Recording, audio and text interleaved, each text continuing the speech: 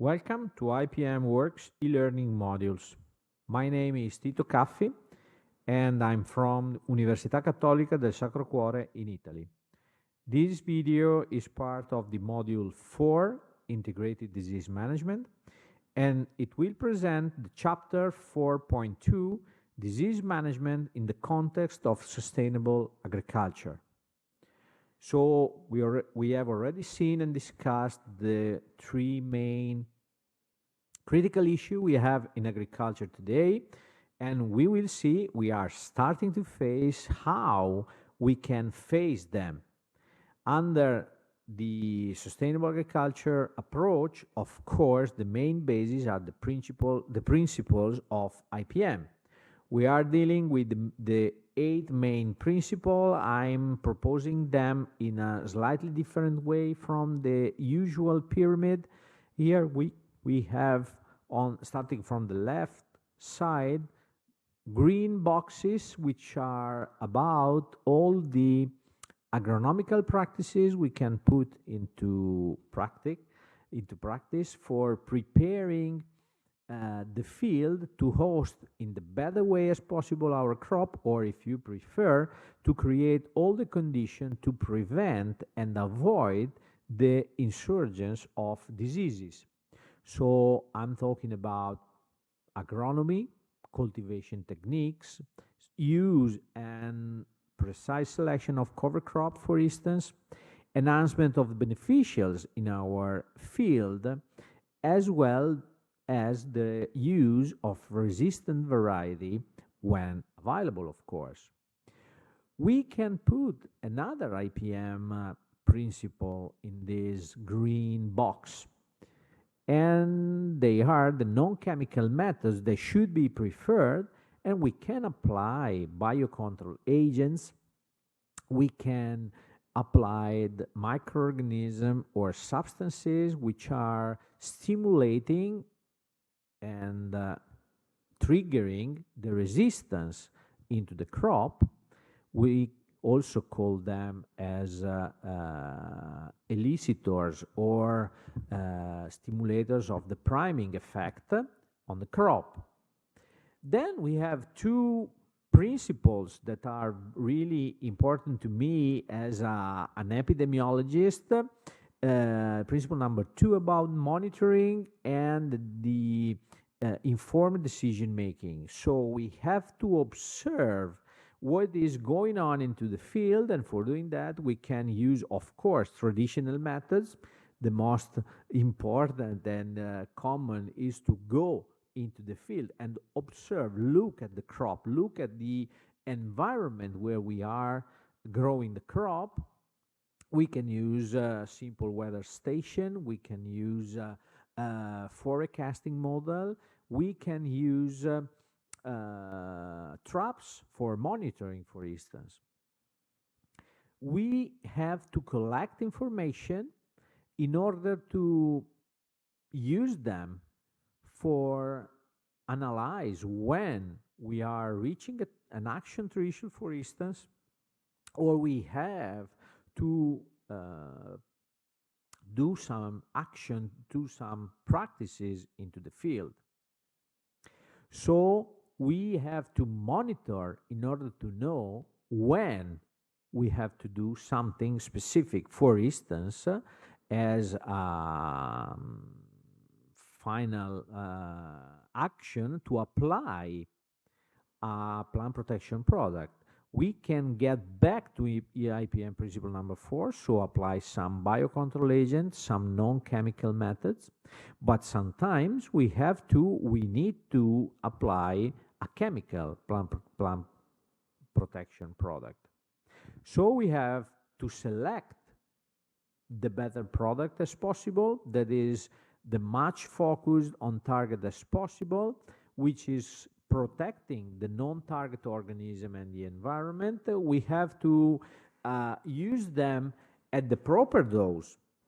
Generally speaking, we have to reduce the amount of plant protection product as we have seen, but we have to use them properly and not reducing the dose if this is not allowed, for instance. we have to apply in the better way as possible in order to put the product on the crop, on the canopy. And of course, as mentioned already in the module 4.1, we have to apply anti-resistance strategy. That means to apply and alternate different mechanism of action in each second treatment, for instance.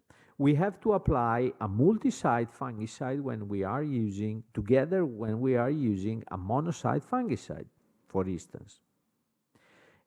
And we have this underlying blue eighth principle that is about the evaluation. So we have to constantly evaluate the efficacy of our disease control strategy in order to see if we can and how we can improve it.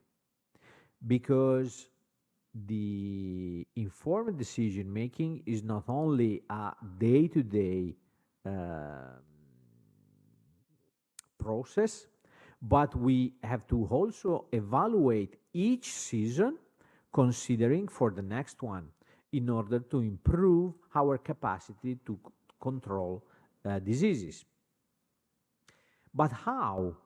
And the big question is how to evaluate the whole impact, aspect and negative aspect, positive aspect and negative aspect of the disease control strategy. And of course, this is a big point. When we are talking about sustainability, we are usually considering the three pillars, which one is which are the economic aspect, the environmental aspect, and the social aspect. When we are talking about crop protection, we are usually seeing a positive effect with the increase of yield, quality, and so income for the farmers, let's say, with some negative aspect, negative effect on human health from one side, on growers themselves, on rural community, on citizens, on consumers, generally speaking, because there is reduced food security, a reduced food safety in terms of the risk of residue on the crop. We are using plant protection products, so there is a risk of some residue. Other negative effects are usually referred to non-target organism. So everything is in the soil, water, air, or vegetation that is not a specific focus of the plant protection product action. In our vision, most probably this consideration should be revised in order to consider other positive effects of the crop protection. For instance, on the social aspect, we have an increase of food security and nutritional values because we are allowing the growers to protect the crop up to harvest and to produce healthy and not diseased crop. We can also consider all the sector providing employment for growers and farmers, of course, input producers which are not only plant protection product producers, but also non-chemical methods to be produced, like, for instance, all the research, study, and application that is going on biocontrol agent, biocontrol, the use of botanical compound for protecting the crop. So we have, generally speaking, the possibility of a new business creation. But also from the environmental point of view, we should keep in mind that crop protection is actually influencing the health of the crop, is protecting the health of the crop, and according to the One Health approach that is shared not only by FAO, by the United Nations level, also by the World Health Organization, we cannot consider health of plants something different from health of human beings. So we are protecting plants to protect the environment where we live, to protect, at the final step, ourselves. But also, if we want to connect to the risk of changing climate we discussed in module 4.1, if we have unhealthy crop, we are increasing the carbon storage in the crop itself. So we are reducing carbon footprint. So at the final consideration, we are actually doing a mitigation. We are actually applying a mitigation effect of climate change.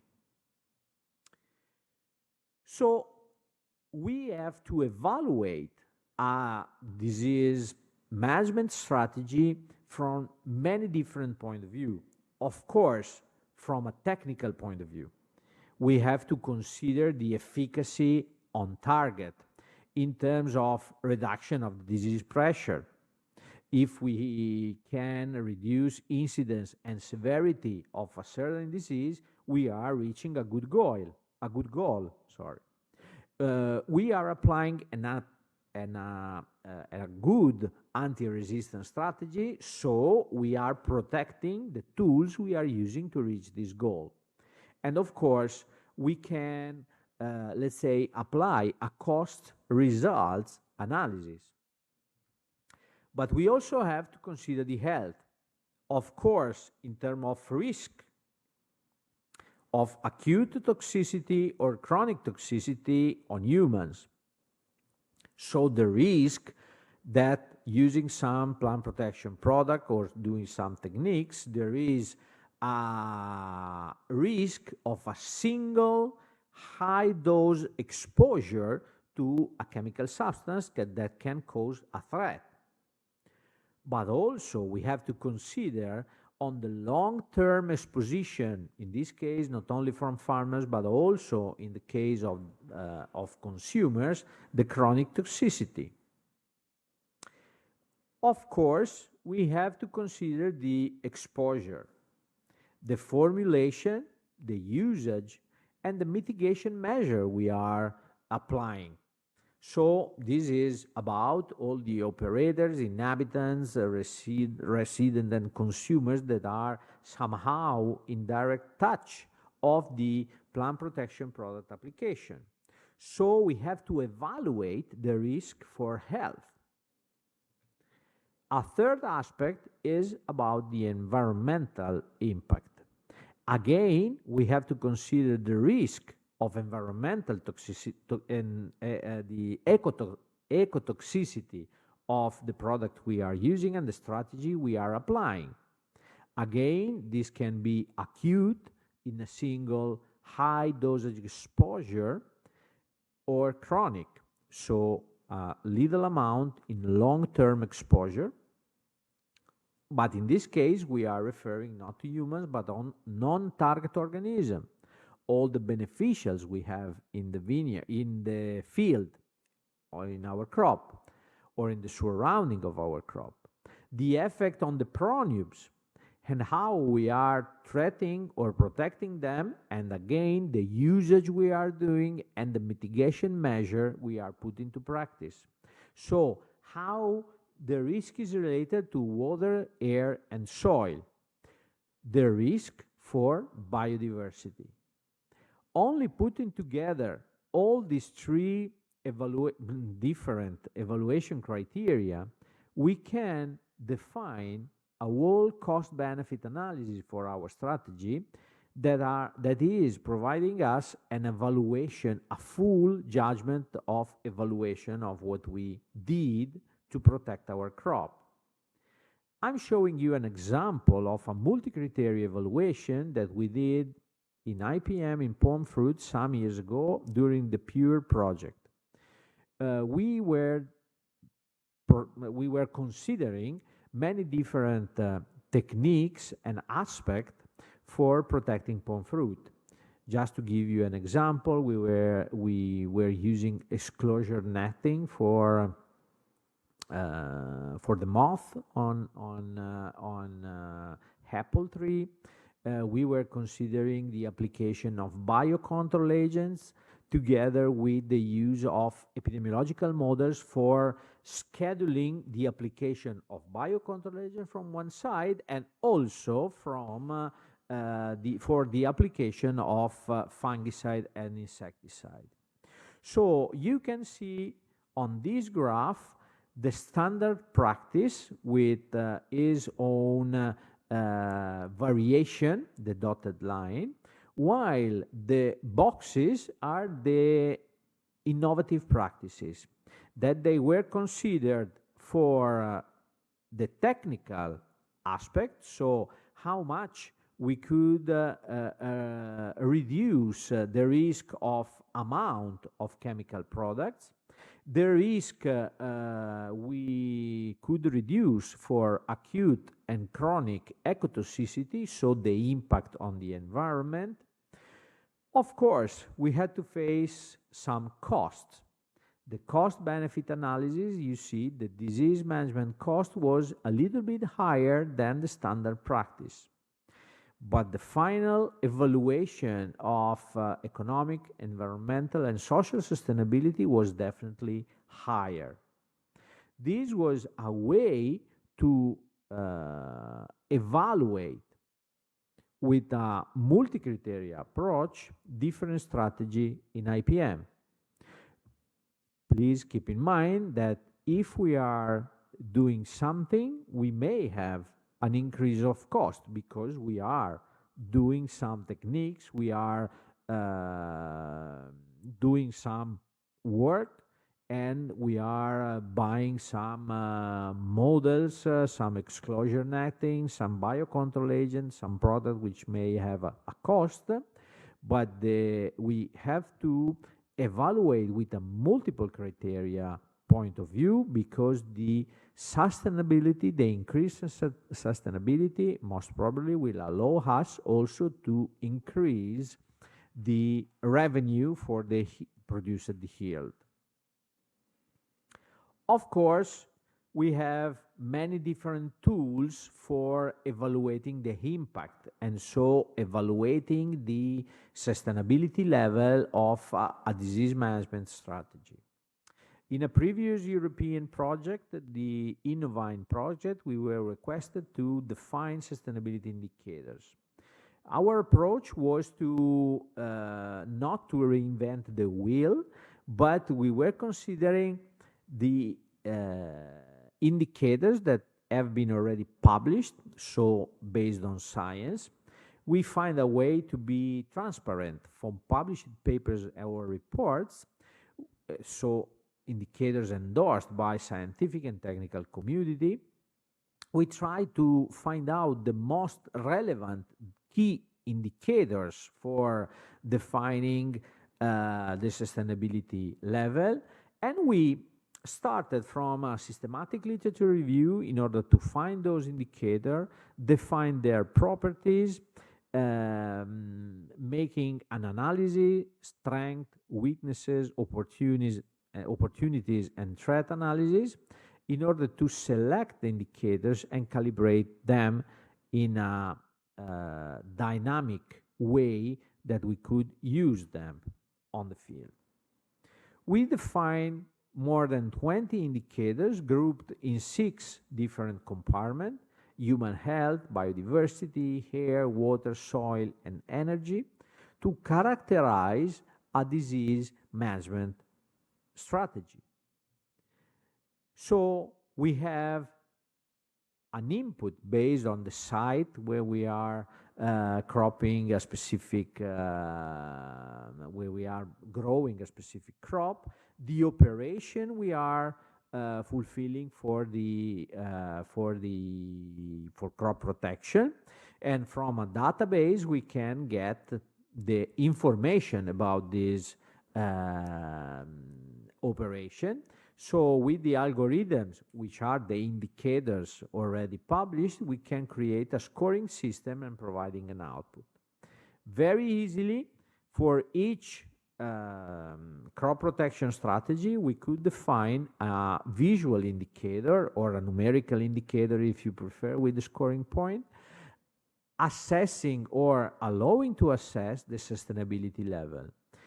as much we can remain in the green center of this diagram, it means we are minimizing the impact.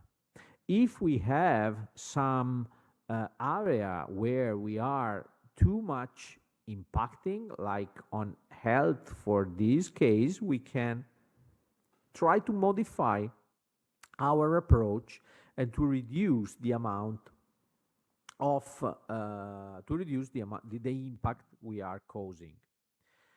We tested those indicators across Italy on many different farms, cropping different crops, from horticultural crop to perennial crops and to cereals and whatever. So we have many different cases. I don't want to go into the detail, just to show you the comparison between the standard practice of the reference farm, that is the dotted line, and the innovative approach based on the use of epidemiological models and decision support systems. So trying to define the most correct moment when to do an action, when to spray or to apply a crop protection technique.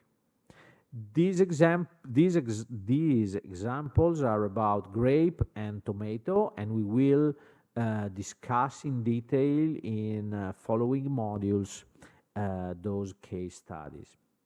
This was just to show the possibility that we have today to link public subsidies according the actual impact reduction. So we should give a goal, we can give a sustainability goal, and with a scientific, not biased, and transparent tool, we can quantify the impact of each strategy.